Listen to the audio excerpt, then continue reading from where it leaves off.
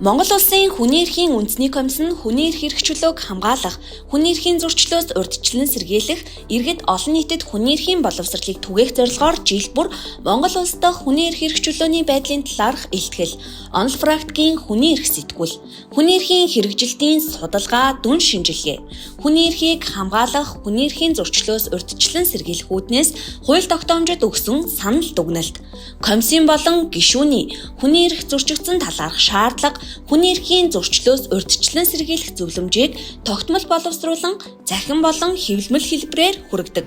Та жил бүрийн Монгол Улс дахь хүний эрх хэрэгжүүлээний байдлын талаарх илтгэлтэй танилцах бол комиссийн захин хуудсанд хандан илтгэл хэсэгт байрлах бүгдийг үзэх товчийг дарна уу? Та хүний эрх сэтгүүлийн бүх дугаарыг хүний эрх сэтгүүл хэсэгт байрлах бүгдийг үзэх товчийг дарж танилцах боломжтой. Хүний эрхийн үндэсний комиссийн хийсэн судалгаатай танилцах бол чиг үүрэг цэсэн дэх судалгаа дүн шинжилгээ хэсгээс судалгаа цэсийг сонгоорой.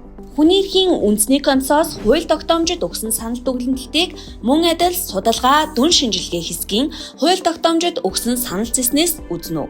Комиссийн болон гишүүний шаардлага зөвлөмжийг санал зөвлөмж шаардлага цэснээс уншаарай. Хүний эрх эрхчлөөг орон даяар цаг ямагт хүн бүрт Монгол Улсын хүний эрхийн үндэсний комисс